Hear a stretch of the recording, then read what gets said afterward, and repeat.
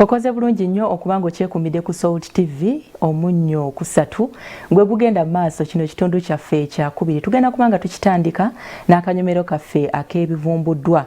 Olunaku lw'eggulo twabadde tukyalinayogerera ekitebe ky'abambega mu poliisi Charles Twine ng'atubuulira fayiro eya Charles Andama waweetuuse. Jjukira tukyali ku nsonga ya Babbulooka abafere bakanywa musaayi. Ebivumbuddwa biwagiddwa. For fresh breath, healthy gums, bright teeth, whitening and sensitive teeth, use Sokozi Plus. We have a variety of products. Sokozi Plus, mint fresh. Sokozi Plus 361. Sokozi Plus, Pal Calcium Brightening. And Sokozi Plus, Whitening and Sensitive.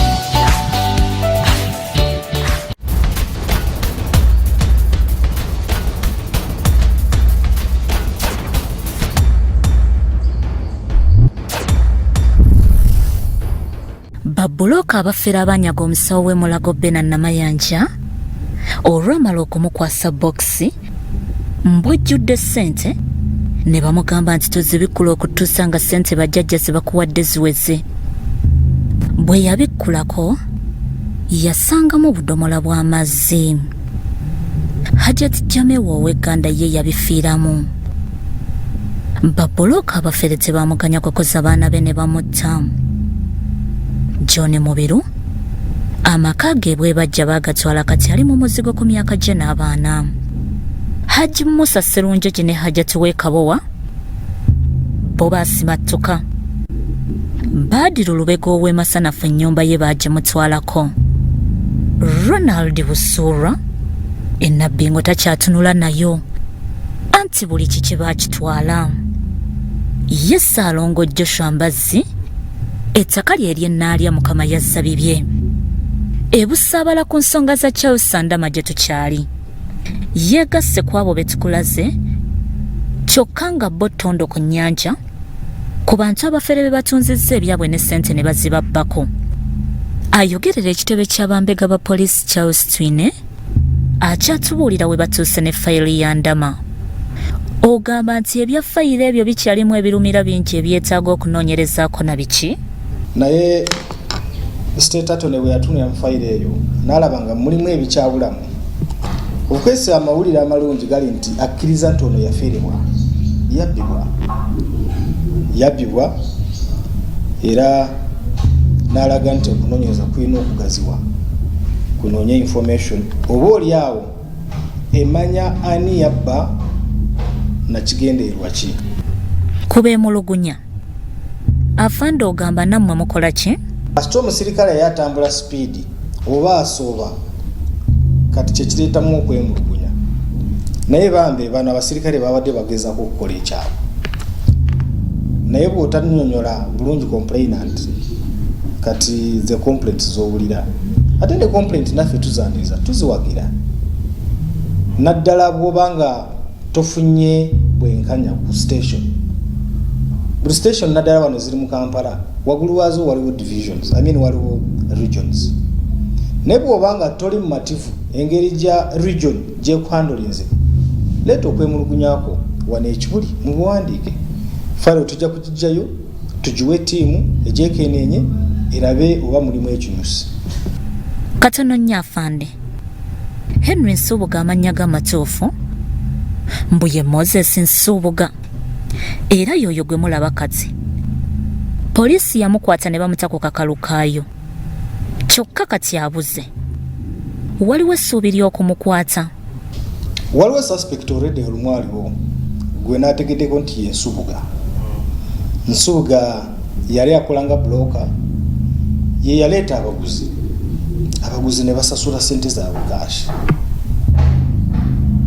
Kati awo waliwo okukubagana empawa nti suspect Nsubuga yali bulooka agamba nti bamala okukwata ssente nti ate ono yatunda n'amugamba ssente zino kati zitwale tuzoozeemu tufune enyingi ow'omusawo Muganda. Kyokka ate n'ono yatunda agamba nti ate Nsubuga ye yanteeka mu bino. Kati bwe kibanga ddala Nsubuga ye yamuteekamu ebyo aba suspect. Era kyova olaba twamukwata ne tumusiba ne tumuteera ku kakalu ka poliisi. naye ate waliwo bano abeeyita basheeki gye baamutwala ne bamuwudisa okukakana nga sente zigenze, bamuwunza sente ne zimubulako, kati ate nabo bali on run. Abo abaatwalira ddala sente nabo ba suspect. Ate tulina okunoonyereza tumanye oba bali mukobaane n'ensubuga, oba nsubuga yagwa mu gaapu zaabwe by coincidence. Kati abo bonna ba suspects naye nga bali basheeki tebanaakukwatibwa. Ebyava mu kunoonyereza ku cell data biraga nti Nsubuga ng'akozesa ennamba ze zonna yali awuliziganya butereevu ne basheeka abafere, era nga kino kyaliwo nga tannatandika kuwuliziganya n'Andama mu budde obwo. Kino kitegeeza nti bali mu kibinja kimu. Naye kale Afande Twine, obadde ogamba ki ku bibasoomooza ku misango ng'ogwa Ndama? Of course sometimes tubamu ne issues za logistic. Kyova olaba ngambye sometimes cases nga zino abasirikale abawaaba bwe bafuna okusoomooza mu stations bajenga wano ekibuli kusiya headquarters, kubanga in most cases station zino tezirina facilitation eno. Kuliko facilitation ya tracking eba yeetagisa, naye ate omusirikale bw'agisaba avunaana complainant ayinza okumutunira n'alowooza nti nguzi. Ate bw'abanga tafunye facilitation kuva mu ffe, kijja kuba kizibu okubanga akwata mu ssente ze z'omusaala aziteeke mu mirimu gya gavumenti. So bwanga waliwo embeera ng'eyo tuba tubasaba bajje baleete okwemulugunya wano. Of course n'abasirikale baffe tubawabula nti olaba nga keesi eyagala facilitation, kwata peni n'olupapula wandikira bakamawo wano Kibuli ogambe nti nina okusomoozebwa kuno, nina keesi yeetaaga emitwalo 10-20 kakadde. Ffe oluusi tuba nazo, bwe zitabeera nazo tulina kooti eddako, bwe zitaba nazo mu kooti ezo tuyinza kususpendinga up to the next financial year. So abasirikale tubasaba bwe mufuna challenges ng'ezo mutuwandiikire mu kifo ky'okusirikira ekintu ate nga ne complainant tomunyonyodde ate n'asigala ng'alowooza nti tomuyambi. Okunoonyereza kulaga nti emisango egyekuusa ku bufere nga buno gyeyongedde Afande.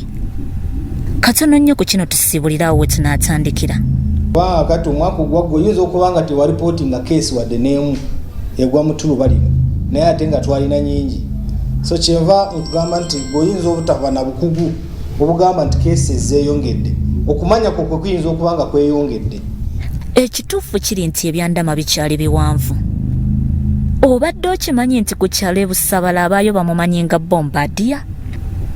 Kiki ekiri mu batuuze n'abakulembeze abalaba ku mufere Moses Nsubuga ng'amuli bize?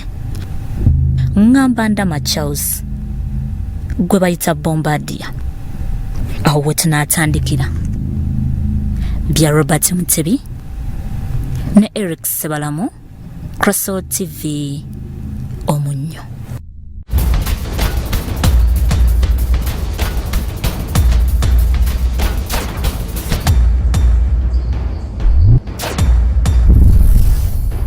Ebivumbuddwa biwagiddwa.